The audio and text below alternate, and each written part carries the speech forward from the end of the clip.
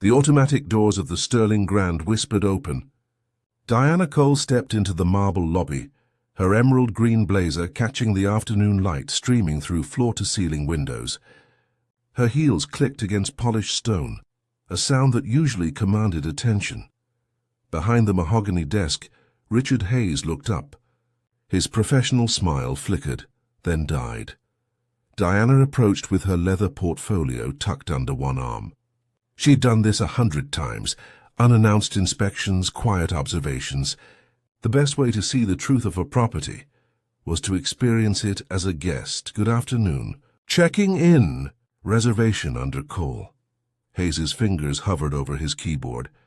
His eyes traveled from her face to her clothing, lingering with calculation.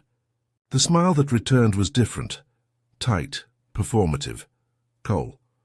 Of course. He typed slowly, frowning at his screen. I'm not seeing anything here. It was confirmed yesterday. Confirmation number 847GHX. Our system shows nothing. He leaned back, arms crossing. Are you certain you have the right hotel? Behind Diana, a white couple approached the adjacent desk. The clerk greeted them with warmth, processed their check-in within 90 seconds. Keys presented with a smile. Diana remained still. She'd learned long ago that silence was its own power. Hayes cleared his throat. Perhaps there's been a misunderstanding about our property. The Sterling Grand serves a very particular clientele. Our rates are quite— I'm aware of your rates. I have a reservation. Madam, I'm going to need to see additional verification. Credit card, driver's license, corporate authorization if this is business travel. The lobby had gone quiet. 3 guests pretended not to watch. Diana placed her Black American Express on the counter. Hayes examined it like evidence of fraud. I'll need to make a call, he said. She waited. 20 years earlier, Diana Cole had scrubbed toilets in a hotel that wouldn't let her sleep in its rooms. Now she owned 214 properties across North America. Cole Enterprises had become the silent giant of the hospitality industry, acquiring struggling chains, restoring them to profitability, operating through subsidiaries that kept her name deliberately invisible. She preferred it that way. Anonymity allowed truth to surface. Diana had built her empire on a single principle her father taught her while working double shifts as a bellhop. People remember how you make them feel. She'd transformed that wisdom into gold. Training programs that emphasized dignity, guest services that anticipated needs, staff cultures that rewarded excellence over extraction. The Sterling Grand was her newest acquisition, purchased 6 weeks ago through Meridian Hotels, one of her subsidiary brands. The property had potential: historic architecture, prime downtown location, strong revenue numbers. On paper it gleamed, but Diana learned long ago that paper lied. You had to walk through the doors yourself. Smell the air. Watch the staff when they thought no one important was looking. Today's visit was meant to be routine, anonymous quality assessment. She'd check in as a regular guest, evaluate service standards, have dinner in the restaurant, sleep in a standard room. Tomorrow she'd reveal herself to the general manager, discuss opportunities for improvement, and move on. That was the plan. She'd built her fortune on understanding the distance between plan and reality. Her father's photo lived in her wallet, a young man in a bellhop uniform, smiling despite everything the world put in his way. He died before seeing her buy her first property. She carried his lesson anyway. Own the building. Then they can't tell you where you don't belong. Diana owned the building. Richard Hayes just didn't know it yet. Hayes returned from his call with security in tow. A thick-shouldered man in a grey uniform took position near the lobby entrance. Ms. Cole, I've checked with our reservations team. We have no record of your booking. Hayes's voice carried across the marble, loud enough for the gathering audience. Additionally, our weekend rooms are completely reserved for a corporate event. Then I'll take a weekday room. I'm staying 4 nights. I'm afraid that's not possible. Diana opened her portfolio, removed her printed confirmation. Hayes barely glanced at it. Digital confirmations can be generated by anyone these days. We've had issues with fraudulent bookings. He smiled apologetically to the watching guests as if to say, "You understand. We must maintain standards." A woman in a ruby-red dress whispered to her companion. Phones emerged from pockets. "I'd like to speak with the general manager," Diana said quietly. "You're speaking with him." Hayes straightened his tie. "I'm the GM of the Sterling Grand, and I'm responsible for maintaining the integrity of this establishment. We serve a very specific clientele, guests who appreciate our level of service, our standards, our atmosphere." The pause before atmosphere was deliberate. Diana felt the familiar heat rising in her chest, the same heat she'd felt at 23 when a hotel manager suggested she try the Motel 6 instead. The same heat she'd felt at 30 when a concierge asked if she was really sure she could afford the suite. She breathed through it. "What exactly are your standards, Mr. Hayes?" "Excellence, tradition, a certain refinement." His eyes traveled to her hands, her clothes, her face, cataloguing and dismissing. "Perhaps you'd be more comfortable at one of our sister properties. The Riverside Inn has availability. Different price point, different demographic." Someone gasped softly. Hayes produced a business card for the Riverside Inn with the efficiency of practice. Diana didn't take it. "So you're refusing me service. I'm suggesting an alternative that better suits your needs, based on what assessment of my needs?" Hayes's smile never wavered. "Based on my 15 years of hospitality experience. I know my guests, Ms. Cole. I know what they expect. And I know what maintains the Sterling Grand's reputation."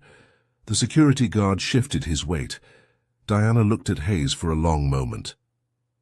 She memorized his face, the practiced concern, the underlying contempt, the absolute certainty that he was protecting something valuable. Then she picked up her American Express, closed her portfolio and walked toward the door. Behind her, Hayes exhaled, the sound of a man who'd successfully defended his territory.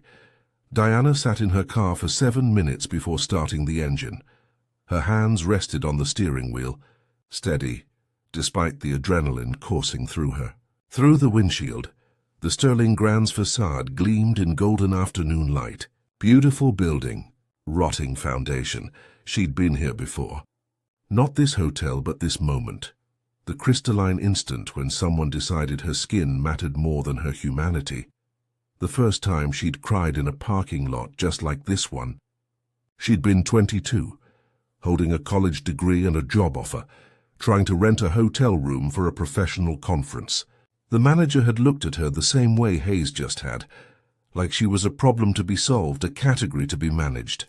Her father had found her in that parking lot, dried her tears, spoken the words she still carried. "They'll judge your skin before your resume, so make sure you own the building. Then they can't deny you entry." She'd thought he meant it metaphorically. He'd meant it literally. Diana pulled out her phone, dialed her executive assistant. "Marcus, I need the full personnel file for Richard Hayes, general manager of the Sterling Grand.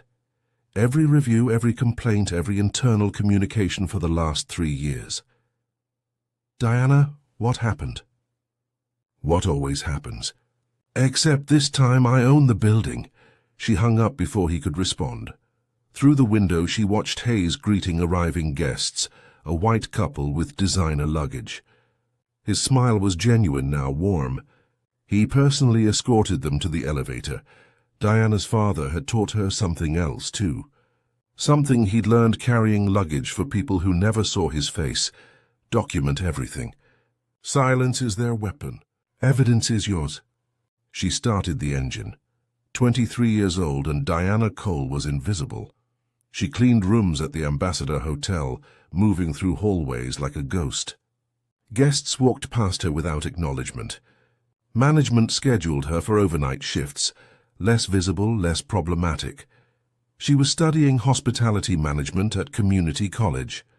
Books cracked open during lunch breaks. Business journals read on the bus home. One night a guest asked for extra towels. Diana delivered them promptly, professionally. The guest, a black woman in her 60s, stopped her. "You're studying." It wasn't a question. She'd seen the textbook tucked in Diana's cleaning cart. "Yes, ma'am." "Hospitality?" "Yes, ma'am." The woman smiled, but it was sad.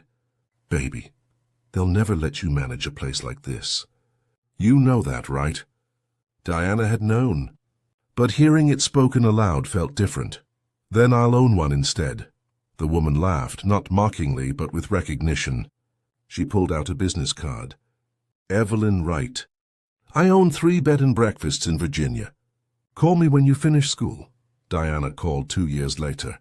Evelyn hired her immediately, taught her everything the textbooks left out: how to negotiate with suppliers, how to read financial statements, how to transform service into loyalty.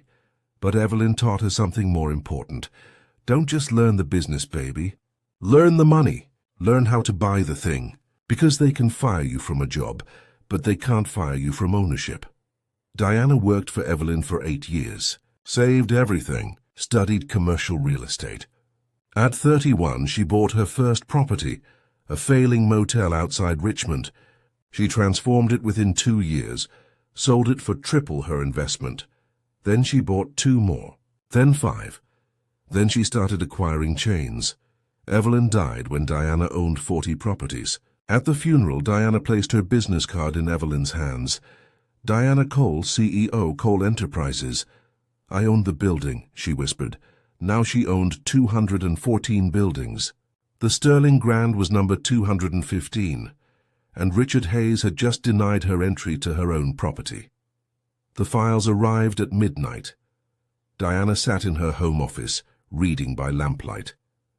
Marcus had sent everything: personnel records, guest complaints, internal communications, financial reports. Richard Hayes had been GM of the Sterling Grand for 4 years. His record gleamed: improved revenue, high guest satisfaction scores, low staff turnover. On paper, he was exemplary, but Diana knew how to read between lines. She found the first incident buried in an HR file from 3 months ago. A Latino businessman, Marcus Rivera, had complained about discriminatory treatment at check-in.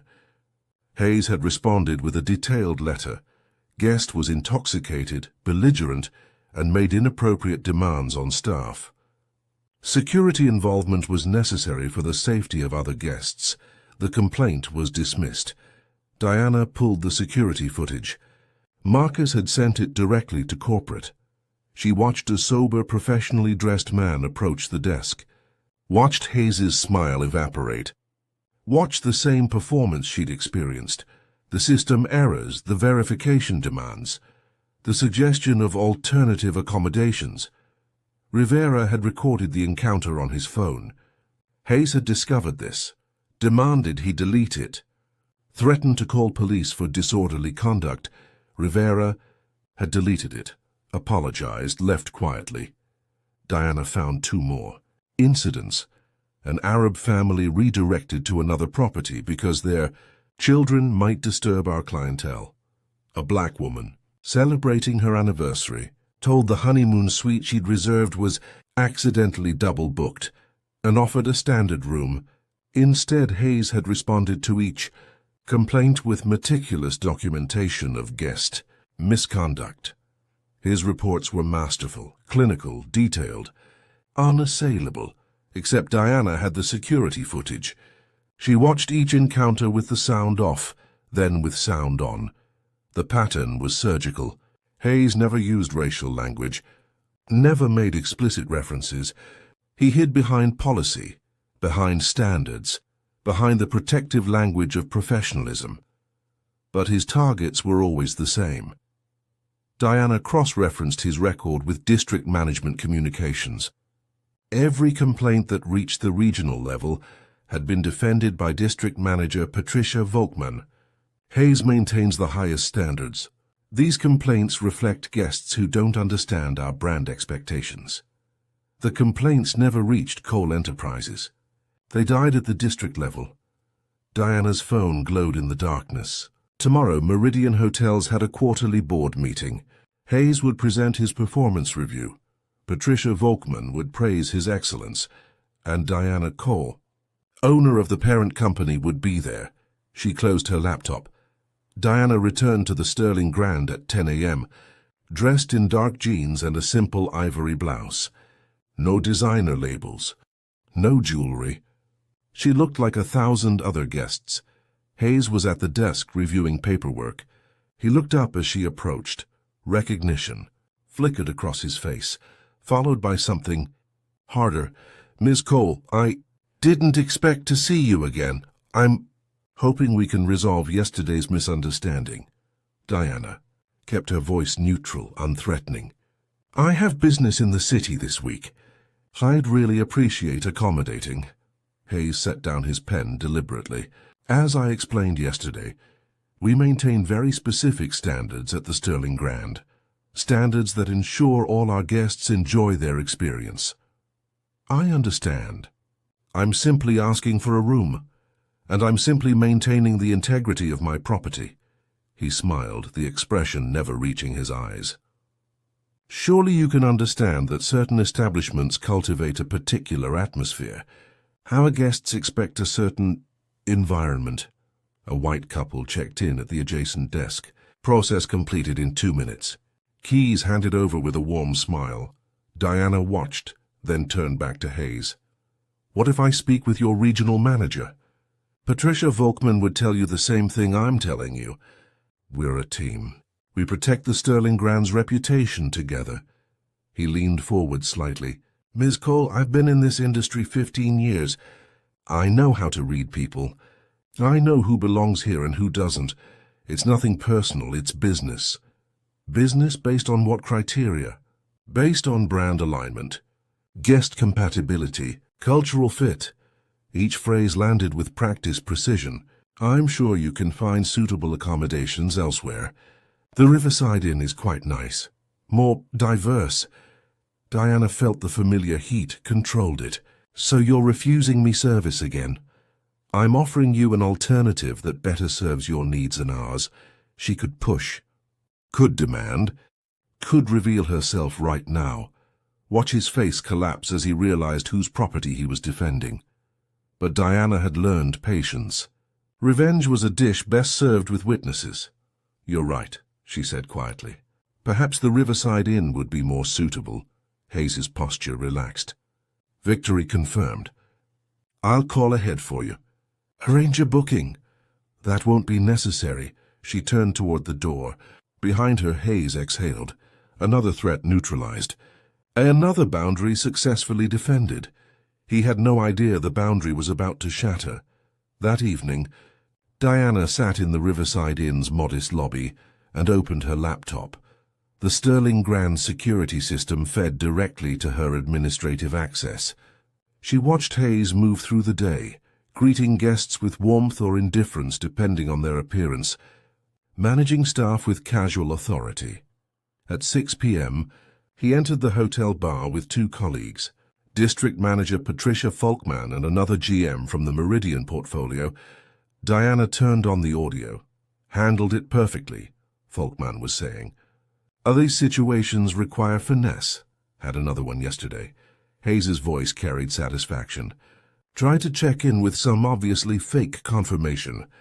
I shut it down immediately." "Black?" the other GM asked. "Of course. They try this every few months. Think they can pressure their way into properties above their level." Hayes sipped his whiskey. "I protected the brand. That's my job." Volkman nodded approvingly. "Hayes, this is exactly why you're the best GM in the region. You understand what the Sterling Grand represents. You protect that without apology. Someone has to. Corporate doesn't get it. They push this diversity nonsense without understanding that our guests pay premium prices for premium experiences. They expect a certain environment." He lowered his voice. "Let the other properties be diverse. The Sterling Grand maintains standards." Laughter around the table. Diana's phone buzzed. "Marcus, the video from yesterday's incident, the guest who recorded it." Hayes had the hotel's IT director delete it from their phone remotely when they connected to hotel Wi-Fi. "It's gone." Another text, "But we have the security footage, all of it, every incident." Diana closed her laptop. Tomorrow morning, Meridian Hotel's quarterly board meeting. 20 executives, full senior leadership team. Patricia Volkmann would present district performance. Hayes would be praised for his excellence. And Diana Cole, anonymous investor, invisible owner, the woman denied entry to her own property, would walk into that conference room. She looked at her reflection in the dark window. Thunder rolled in the distance. Her father's voice. Own the building. She owned the building. Time to reclaim it. Diana woke at 5 a.m. in the Riverside Inn's plain room. The ceiling had a water stain. The carpet smelled faintly of mildew. Through thin walls she heard a couple arguing in Spanish. This was where Hayes thought she belonged. She sat on the edge of the bed, hands folded in her lap. 20 years of building.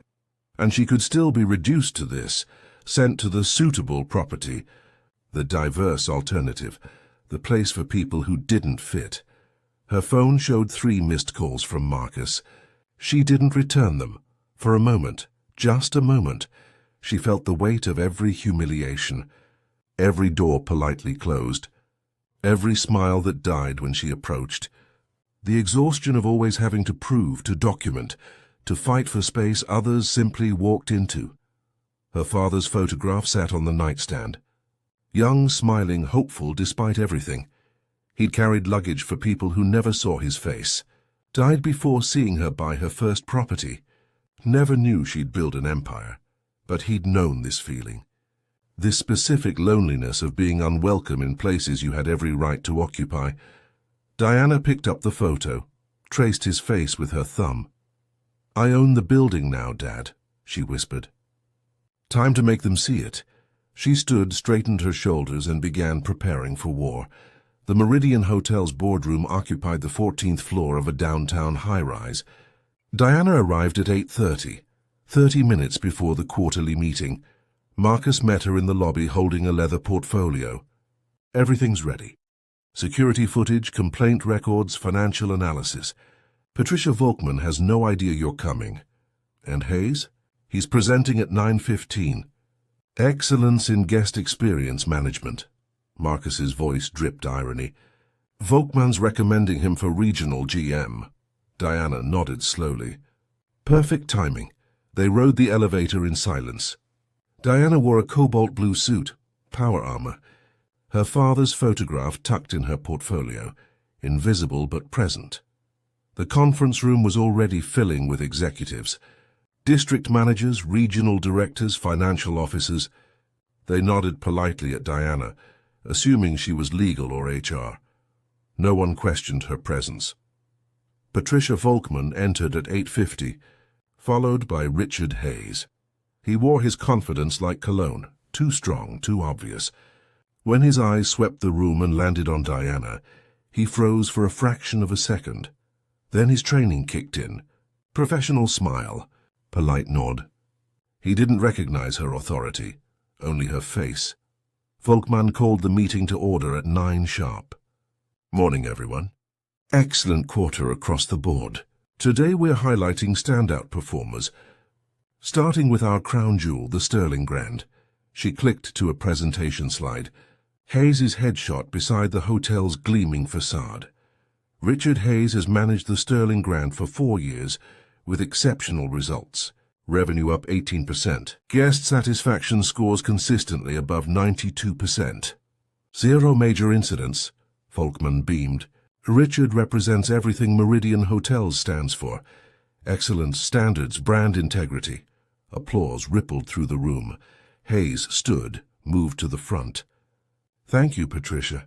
The Sterling Grand's success comes from one principle: knowing your guests, understanding what they expect, protecting the experience they pay premium prices to receive. Diana remained still, watching.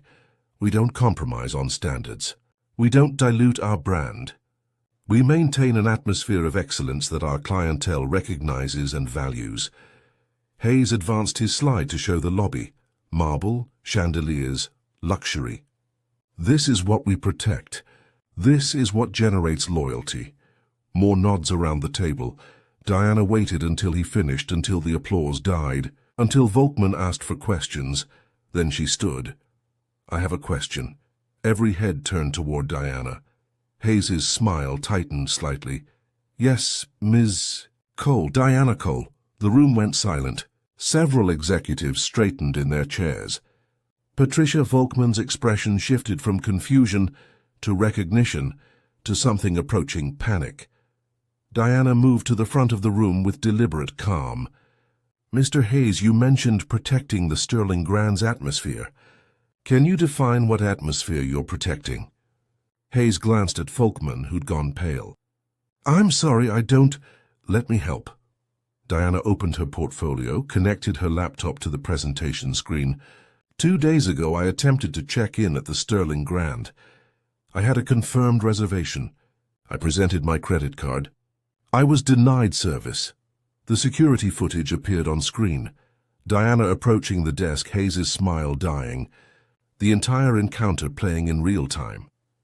Mr. Hayes told me the hotel serves a very particular clientele. He suggested I try the Riverside Inn. Different demographic, he said.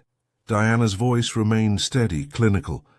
I'd like to understand what demographic he meant. Hayes's face had drained of color. There was a system error. The reservation was confirmed. Here's the email. Diana clicked to show the documentation. But let's look at other system errors. More footage appeared. Marcus Rivera, the Latino businessman. The Arab family. The black woman's anniversary. Each encounter identical. Warmth dying, verification demands, suggestions of alternative properties. 4 incidents in 3 months, Diana continued. Each time Mr. Hayes documented guest misconduct to justify his actions. But security footage tells a different story. The boardroom had gone silent, except for the videos playing. On screen, Hayes performed the same routine with surgical precision, never using explicit language, always hiding behind professionalism, consistently targeting the same demographic. These complaints were dismissed at the district level. Diana turned to Volkmann. You defended Mr. Hayes as maintaining brand standards. Can you explain what standards permit racial discrimination? Volkmann opened her mouth, closed it. No words emerged. Hayes found his voice. Ms. Cole, I think there's been a misunderstanding. I was protecting the property's reputation. My property. The words landed like a gunshot. I'm sorry. My property, Mr. Hayes. Cole Enterprises owns Meridian Hotels. I own Cole Enterprises, which means I own the Sterling Grand. And you denied me entry to my own hotel because you decided I didn't fit your atmosphere. Hayes's face went from white to gray. Someone gasped audibly. Diana advanced another slide. Financial analysis. Your revenue is up 18% because you've cultivated an exclusively white, wealthy clientele. You've systematically excluded diverse guests, creating an environment where discrimination is policy. She paused. That's not excellence. That's segregation with better marketing. I was protecting the brand, you were protecting racism. The silence was absolute. Diana looked around the room, at the executives avoiding her gaze, at Volkmann frozen in her chair, at Hayes struggling to find words that might save him. My father was a bellhop. He carried luggage for people who never saw his face. He taught me that people remember how you make them feel. Diana's voice softened, but it carried steel underneath. Mr. Hayes made me feel unwelcome in my own property. Made dozens of guests feel unwelcome. And you will, she gestured to the room, allowed it because his revenue numbers looked good. She closed her laptop. Effective immediately, Richard Hayes is terminated.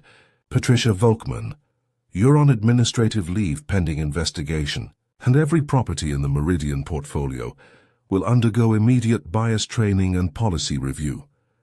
Diana straightened her suit. We're in the hospitality business. That means making everyone feel welcome. Everyone. Or we're in the wrong business. No one spoke. Hayes stood frozen at the front of the room, his career crumbling in real time. Diana picked up her portfolio and walked toward the door. At the threshold, she turned back. My father told me own the building. Then they can't tell you where you don't belong. She looked directly at Hayes. I own the building now, and you don't belong here. 3 weeks later, Diana stood in the Sterling Grand's lobby under new management. The marble still gleamed. The chandeliers still sparkled. But something fundamental had shifted. An opening, a warmth, an atmosphere that actually welcomed.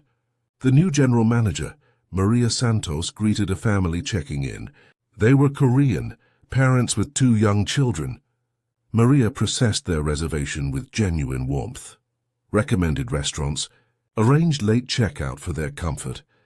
Diana watched from a chair near the window. Anonymous again. A black couple entered, dressed for a wedding. They approached the desk with slight hesitation, the learned wariness of people who'd been unwelcome before. Maria's smile never wavered.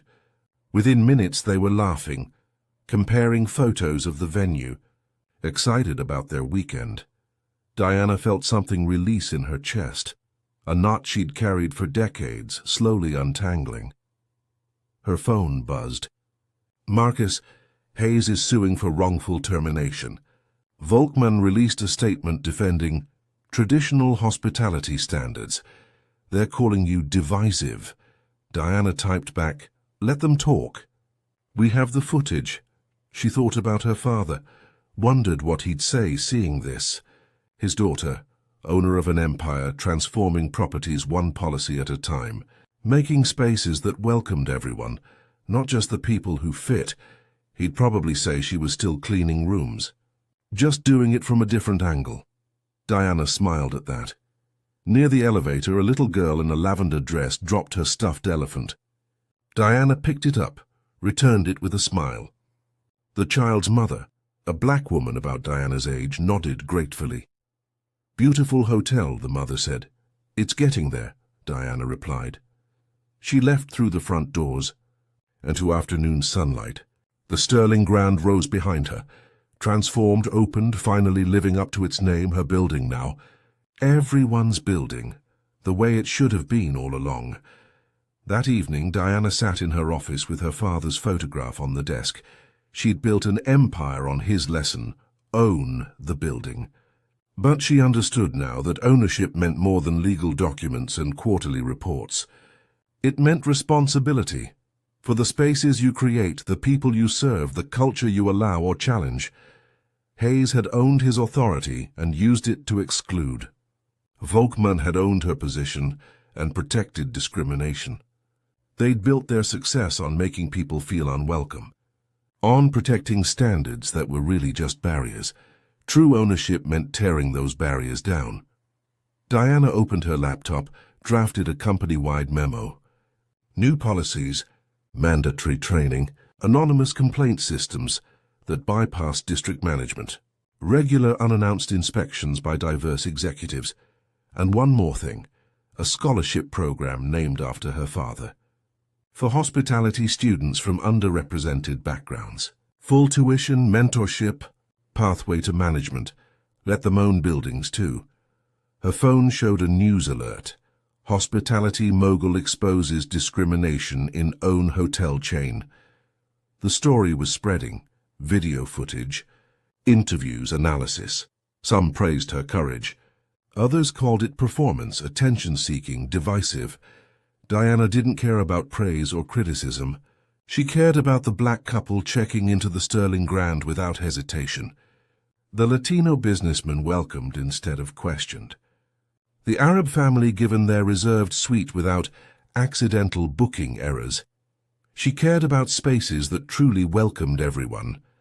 Her father smiled from the photograph, young, hopeful, believing his daughter could transform the world that had rejected him.